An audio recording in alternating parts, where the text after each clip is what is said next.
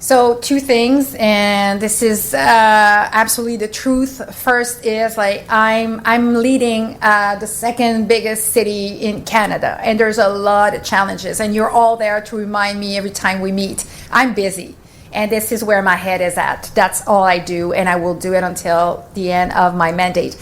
And after that, like I was saying, not only do I want to open, like I haven't had time for that. I will take time after for think about anything, but I want to be clear. Politics can change the world, but there's other ways, and I'm also interested in the other ways. You know what I mean? So I'm not into this at all. I'm really about finishing my mandate, being the mayor, and we'll see.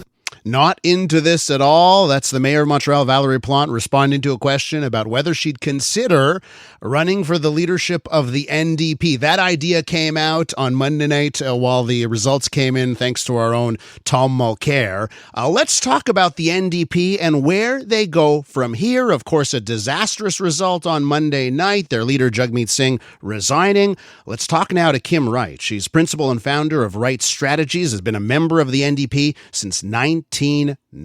Kim, welcome to the program. Thanks for having me. So first things first, how do you interpret the results from Monday? Why do you think the NDP fared so poorly? So I think there are a number of components. Obviously, the juggernaut of the Trump situation was very challenging on the election trail to get any sort of traction on other things. And there has been always the long-standing, as long as I've been in politics, which is 30 plus years, of the marketing ploy that is strategic voting, even though, this has been a liberal marketing ploy for generations. It works to suppress New Democrat vote. But I can't, there are lots of things that happen on an election campaign. You can't figure out all of those things. But it was definitely disappointing on election night. And I was in the room when Jagmeet gave his farewell address. And I think he did it with grace and style. And I think history will look kinder on Jagmeet Singh and the New Democrats and what they did, in particular during the minority parliament, the 3.5 million Canadians who now have access to dental care, the pharmacare program, pensions, worker protections.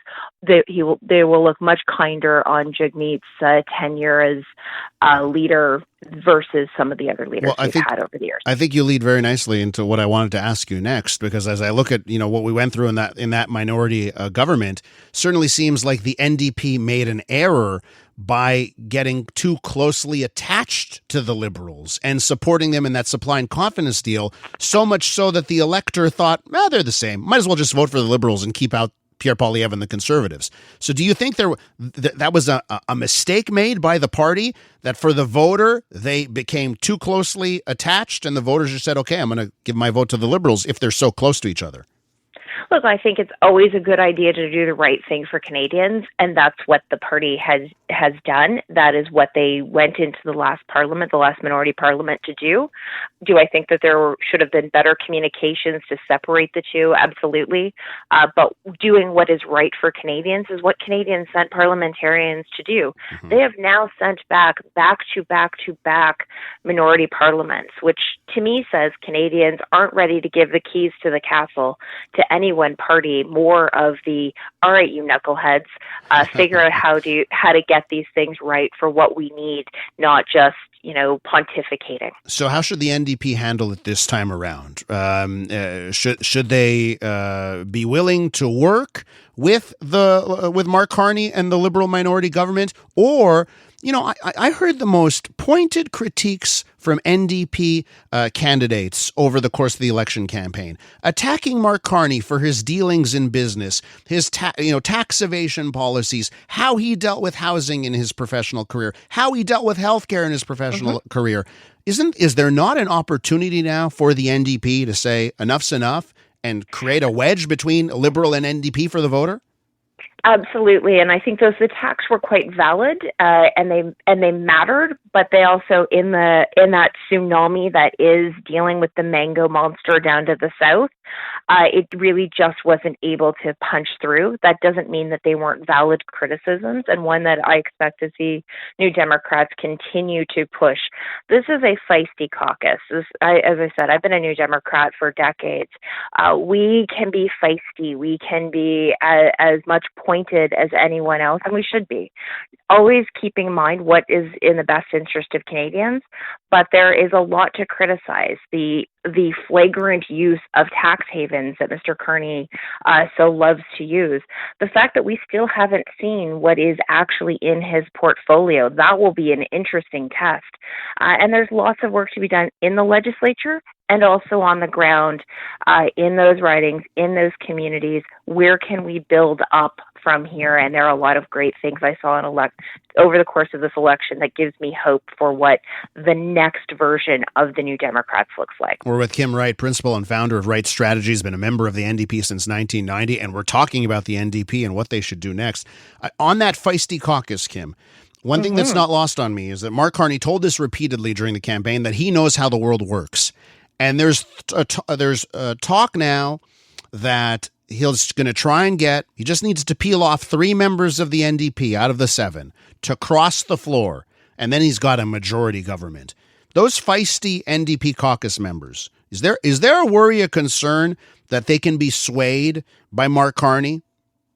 No, I don't see that as a thing that's going to happen. It is not lost on me that everyone, in particular conservatives, want to spin this narrative out there that we're going to just blend in and go away.